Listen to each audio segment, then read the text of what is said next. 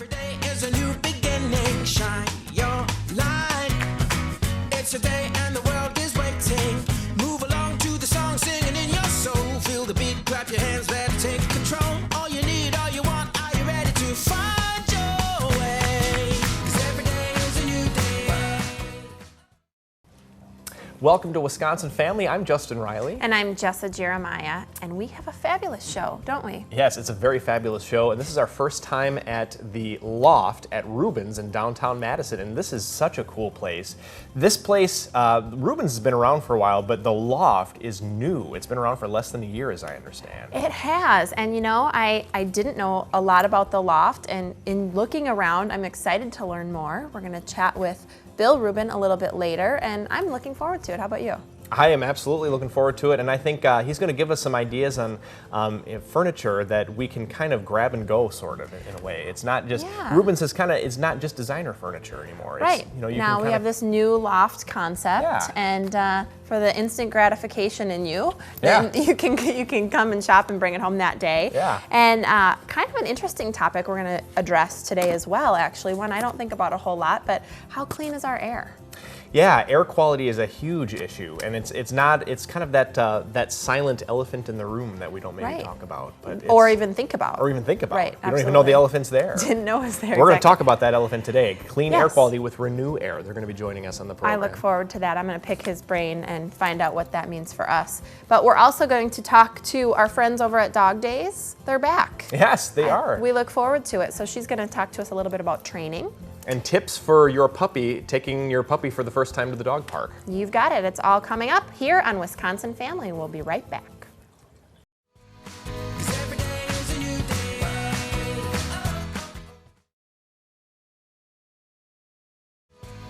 'Cause every day is a new day. Hey folks, welcome back to Wisconsin Family. We are enjoying our time here at Rubin's Furniture, and we're in the downtown location today. And we've got Ruben, the pup, joining us for this segment. Ruben. Hi, Ruben. In perfect timing to chat with our favorite owner here, Emily, who is the owner of Dog Days Grooming and Care. And we're so glad to have you back. Thank you. Hi, So- it's good to see you Yeah, as well. thanks for joining us. So I enjoy chatting with you. You always give us a little bit of information out, a little bit outside of some of your day-to-day. We talked a little bit about, you know, how and when to adopt if there's some pups in need out there.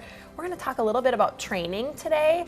But first, let's talk a little bit about sort of some of the places that you go and the dogs go when they go to Dog Days Grooming and Care. So I know you tend to go to the Yahara Bay Park right next door to you there. Are there any other parks in the area that the pups get to play and hang out with you? Yeah, so like you said, Yahara Bay Park, people call it Cherokee Marsh as well. That's right down the street from our location. It's huge, it's beautiful.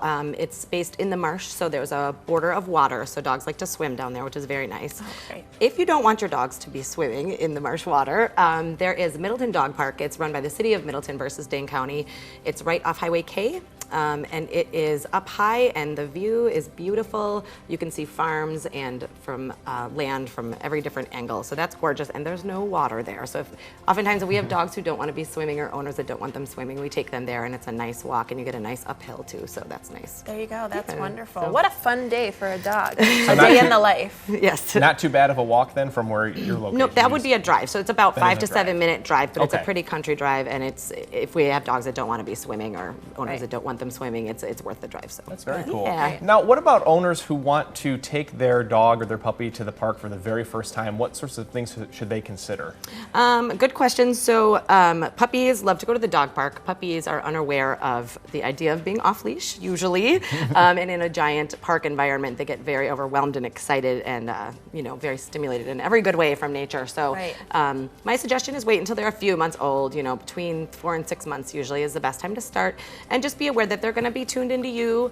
Bring some treats with you. Bring the leash along so they're aware that they're still with you, and then just be aware that other dogs will come and visit with puppies, and dogs are very much aware of different ages, and so they are respectful, but dogs' language is that they kind of will put the puppy through that kind of first meeting, which is letting the puppy know that they're in charge in a nice way, but they'll do their own language to let them know, don't be startled by that, puppies know what's coming, and just, let them run, but keep them attentive to you so they don't kind of say, wow, this is the first time I'm in this wonderland, and go find something without you. So that would be my, just keep them attentive to you and know that they're going to meet other dogs and they're going to be fine. They're going to have a good time. Great tips, and kind of a warning too for the newer dogs getting introduced to those older dogs. I think it's interesting that you said about keeping the leash with you too, because it's kind of signifying like, hey, I'm still aware of you. We're together. Yep. What about using treats in training? What do you think about that? Yeah, so I kind of mentioned treat training goes across the board. Anyone who's had dogs, trained dogs, knows that treats are effective. Dogs are highly food motivated. So we all are. Really. right. Let's call it what it is. Let's call it what everybody likes to eat. Dogs especially love treats. If you find one that they specifically like, keep them in your pocket. No other dogs will come and visit you if you have treats in your pocket. But just continue to what's called charge the treat, which means show them the treat. If they are sitting by you nicely, treat, treat, treat, and then they know you have a pocket full. And then as you use their name or whatever recall word that you've chosen in training, treat them immediately. That way, puppies, adult dogs, because they get this wild instinct to run and check everything out, they still are, again, attentive to you as their owner and as their person, their human, that you are, in charge, but you're also treating them in a great way so the experience is positive. Smart. Yeah. And you used the phrase recall word in training. Talk to us about some possible recall words that people could use in training, and are there recall words that might be more important to use than others? Sure. Well, there's a whole lot of words out there in dog training that you're going to think about when you think about training a dog. Sit, stay, lay down. Really, whatever recall word you choose, recall meaning just to get the dog to come to you immediately. It can be come, it can be here, it can be the dog's name, which that I think is the best one just because that one is going to be used all day with them anyway. Any other training aspects are going to fall into place if that dog is able to have a good recall, because that keeps them safe if they're learning about streets, that keeps them safe if they're learning about going to visit, a stranger walking down the street. I mean, if you can have that dog come by you, it's great if they can also sit, but if they're there, then at least you have them safe around you. You can put a leash back on or whatever you need to do. So, training is huge.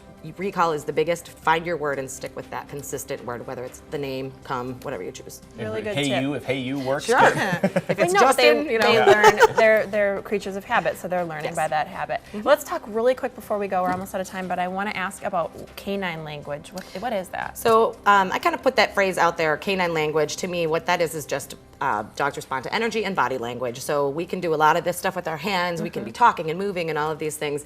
Really, movement and your body position is what they respond to. So if you're like this all of a sudden nervous, the dog is like this as well. So if you keep your body calm and if you turn and want them to walk with you, you turn and walk away, they will follow you typically. So body language is key. If you're nervous and moving quickly, they're going to sense that. They're going to be nervous as well. Yeah, your energy plays off of their energy. And with each other too, with canine language, they watch each other's body language and they respond to that. It's their own great communication, so you can learn a lot from that. Emily, the dog whisperer here in Madison, our own dog whisperer. That's fabulous. Thank you so much for sharing all that with us. Thank you. Make sure you give these folks a call over at Dog Days Grooming and Care. You guys are just fantastic. Thank you. So, next topic. If you're wondering if your air is clean, the air you're breathing at home or outside, we're going to find out a little bit more from the experts at Renew Air. It's all coming up on Wisconsin Family here at Rubens. We'll be right back.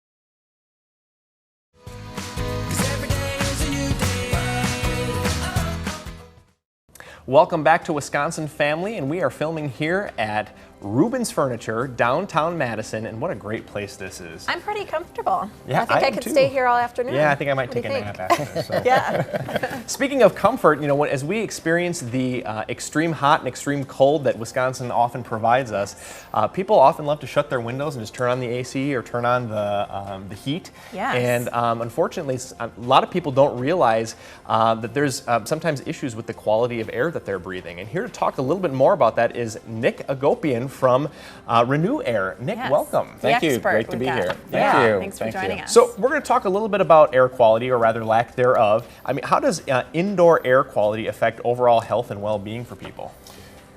Indoor air quality is something that's interesting.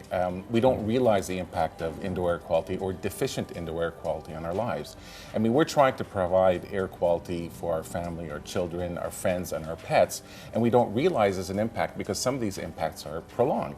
So what we find is that while air quality impacts everybody in our lives, including ourselves, the major impact are to children, the elderly, and those already with respiratory-related illnesses. But mostly with children, what we find is that that's magnified because they're breathing more because of their body weight or per their body weight than we do as adults, and because they've got a developing body, what we find is that their immune system can't fight that. So they have even further problems, whether it's at home or whether it's even at daycare centers. And some of these impacts that we realize are either reversible or irreversible. The reversible ones are headaches, nausea, ear, eye, nose, throat irritation. But even those we hate to think about, goodness. We do, and a lot of times even in offices we feel, oh, I didn't sleep at night, so I'll need an extra cup of coffee, but when 5 o'clock comes around, you walk outside, you can go do a Smith class. You know, so the indoors impact the operation of the human body and even impact, there are empirical studies that show that they impact cognitive decision-making abilities. This is a very interesting topic, one that I just tend to not really think about. You just kind of take it for granted. But you change your air filter twice a year and you think, oh, that's if I'm it. lucky, quite frankly. But no, this is great. And I want to talk, I'm curious about the difference between like indoor and outdoor air quality. So my assumption, of course, is that indoor air quality is better. Is that correct? Exactly. There's a general misconception associated with that. We look at outdoor air and we realize the impact instantaneously with outdoor air. We've got ratings. I mean, your weatherman says, hey, it's heavy smog or high UV we or know what high cities pollution. to worry about in terms of quality. Exactly. So we go outside, we see diesel exhaust from trucks, we see smoke from fires, we see industrial pollutants, and then we see high heat and high humidity, as you alluded to, or the frigid cold. So we come indoors and we get instantaneous protection from that. Right. So we think that this is a safe haven, but in fact, the United States EPA indicates that indoor air quality is 2 to 5 times and as much as 100 times worse than outdoor air. Wow. 3M just conducted a study that they reported out on that shows that there's a cognitive dissonance associated to 50% of the population thinking that indoor air is actually better than outdoor air, and it's not. Wow, that's kind of like a staggering, outstanding statistic and kind of scary. So what is it that contaminates indoor air? Well, okay. Let's start at A and we can finish at Z Yeah. if you want. We're going to need the whole half hour. And it even starts with construction materials. We build even a new house or we renovate a house. Construction materials, furnishings, a lot of times people don't realize can off-gas VOCs and even formaldehyde from anywhere between 20 to 30 years. And that impact, while it's at a low level, it's below the threshold limit. So because it's below the threshold limit, we don't smell it. But the prolonged effects are definitely there. So what we find is that as we seal these homes tighter and tighter and tighter, we're not releasing these contaminants. But these contaminants come from our activities as well. You know, we all took showers this morning. We came here. You're making quite the assumption. Exactly. So we put shampoos, we put conditioners, we shave, we put colognes, underarm perspirant, creams, makeup. By the time we leave the house or by the time we leave the bathroom, we've got 80 chemicals on our body that work off-gassing and that are floating around. Wow. Even activities such as cooking. We love gas stoves. I don't know if you have gas stoves at home, but we love gas stoves because they're easy to cook with. But we banned cigarette smoking indoors. Why? Because we've got an open flame and products of combustion. We've got hundreds of products of combustion from cigarette smoke. However, we've got an open flame from a stove, and then we'll clean with an ammonia or chlorine-based cleaner, and now you're burning ammonia and chlorine indoors? Just think about it. And a lot of people think that these commercial kitchens are exhausting air because they don't want the smell into the restaurant area. They're removing the toxic contaminants that are coming off from that. And ultimately, a lot of times we don't do that indoors, so we leave them indoors. So really quick question, because we're already running out of time. We're going to have to have you back, because this is an interesting topic. But let's talk about why isn't this not mandated to have some kind of like ventilation in homes with all these dangers that we don't think about? Another very, very interesting question. It's probably a deep topic for it's a a few huge seconds, exactly. But yeah. It's mandated coast to coast in Canada. It's mandated in Europe. It is just starting here in the United States, and the state of Minnesota has now mandated the use of ventilation and the use of energy recovery in ventilation. It's easier to put a fan and exhaust air. It's easier to open windows, as you alluded to a little earlier. But what's the cost to us? So we at Renew Air designed an energy recovery unit to allow you to ventilate so that you can do it effectively and recuperate 70% of the energy that you would have thrown out. That's outstanding. We could talk to these about all Yeah, day, but I'm gonna talk to unfortunately you we're out of more time. later. Nick No problem. Gumpian from Renew Air, thank you so much for Thank joining you. us. Thank That you was for having very me. great. Thank you That very was much. great. Don't go away. When we come back, we're going to be talking with the owner of Rubens. It's Wisconsin Family on CW57. 'Cause every day is a new day.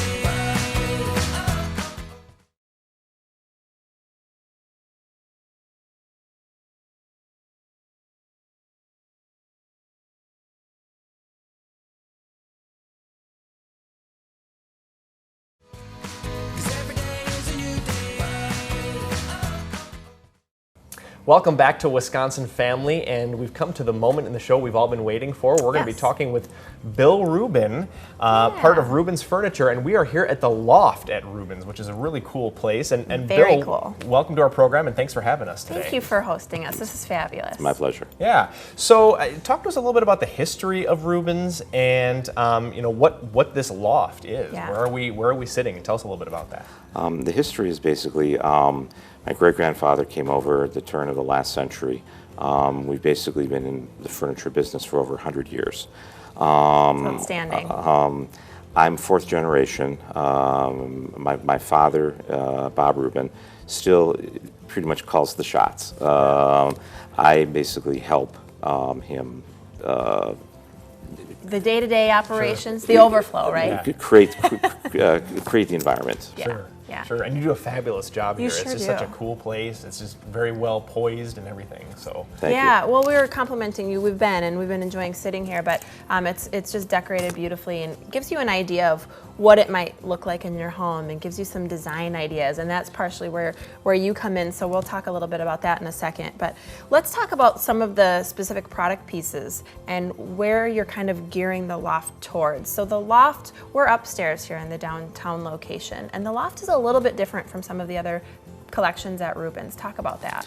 The loft primarily was one of our newest areas in Rubens. It's on the second floor of Rubens. It was created primarily for people that wanted to have furniture right away. Yeah. The grouping that we're sitting on, we have stocked, and people can have it right away. Yeah, and some people like to be able to, have the time to plan and go through that process and ordering specific pieces. But in this case, if that's not you and you want to be able to walk in and pick something out that you can take home, That's me. this is the loft. Got it. The loft is my jams. I just got to Okay. tell you that right now. There you go. I don't think I would have the eye for designing or trying to put all that together. This is really, this is ready to go right now I know. as is, and I think it's great. And I would love to have this in my own. I living know, I room. would too. I think I've been already picking out a couple of collections Yeah. as we've been here. But yeah, absolutely. So now, where exactly? We're on the second floor. Is this the only place that has the loft? Do you have other stores that do that? This is primarily the only the downtown location that has this particular configuration where people can come in and have things right away. We're in a period of time where instant gratification is extremely important, and people do not want to wait the traditional 8 to 12 weeks that furniture custom design takes. Sure. So you've got kind of two different ways that you can approach it depending on where you're going. But if you want that instant gratification, as you said, come downtown, shop at the Loft. And just curious, how fast of a turnaround is it? So you mentioned there's, maybe 8 weeks or so if you're ordering. What about when you come to the Loft? When you come to the Loft, almost everything you see up here is stocked.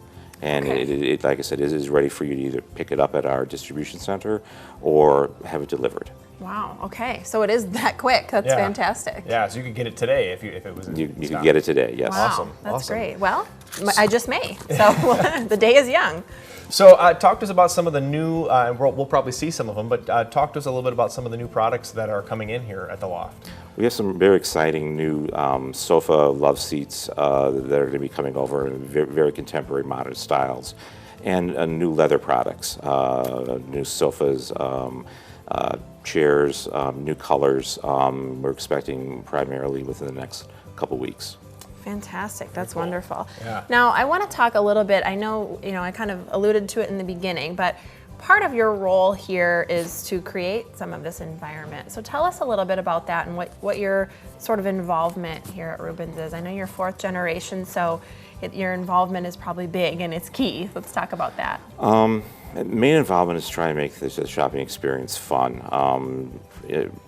Putting furniture together in ways that people can visualize it in their homes, and just generally making it just a more pleasurable shopping experience. Yeah. It isn't, That's things important. lined up. Yeah. Well, that's really important when you're shopping. I know for myself, when I go somewhere to whether it's making a small purchase or, sometimes in the case of furniture, larger purchases, that's a really important piece, because when you go somewhere and you feel like the store is crowded or it's not laid out well, it's really hard to visualize it in your own home, and it's hard to make decisions when things are lined up back to back. It's hard to sort of compare and contrast and see what you're really looking at. So that experience piece is really important to me as a consumer. So I think that's great. And there's all kinds of great ideas that you can get here. Even if you don't set up the furniture exactly how it's staged here, I mean, you can at least come in and get ideas for like, oh, I'll take a little bit of that idea and a little bit of that idea, Yep. versus having to go in and just kind of start from scratch. Right, absolutely. So, yeah. So you guys have some other locations. I mean, downtown Madison is not the only one. Talk to us about some of your other locations. The other location in Madison would be Rubens Our Lifestyle on Whitney Way Road. And that's going to primarily have a lot of the similar items that we have in our design areas in the store. Okay, fantastic. And I want to make sure that we talk about this before we go too, because it's important to me. I think it's nice when a business, is particularly a family business that has been in the area for a long time and has a lot of history, is involved in the community. We're here in Madison. People are very involved here, and I think it's great. So talk to us a little bit about that. And you have some interaction with the Dane County Humane Society, is that correct? We do. We all love our pets. We all love our dogs, particularly. We recently started putting in the Isthmus and in the Wisconsin State Journal the dog or the pet of the week that is available for adoption at the Dane County Humane Society. Oh, that's wonderful. Wow. So that's in the Isthmus State Journal. And the State Journal, yes. That's a great way to get involved. What a nice thing. And Yeah. you've got, so many of your pillows just have these I know, that's actually really true. cool portraits of these dogs here. We named your pet Reuben earlier in the show, but yeah, I know you do kind of allude to some animal lovers, but you know what? There's a lot of animal lovers out there, and a lot of them like to incorporate that into design too. So that's really neat. Absolutely, and I think that just some of the things you have here are just so darn cool, and there's unique items like this, and then there's some things that are, they're all classy, but there's also things that are just, if you're like a little bit more of like just the classy or contemporary look, there's those things here as well. Yeah, and So. the use of color is really interesting too. As you kind of look around, you can only see this much, but there's a lot of great color and a lot of great artwork on the walls too. So this is part, you can actually shop art and see how that would look with the different pieces and collections. Yes. Really neat. Yeah, it's very cool. Well, Bill Rubin, thank you so much for joining us and having us here today. Yeah. It was great. It My was great pleasure. to be here, and it's a great place, and I'm going to take a little browse around here after we're done I today, know. so. That's right. Yeah. Get over here quick, because half the stuff may be gone. Yeah, we may take it all. So thanks for watching Wisconsin Family today, and we will see you next time.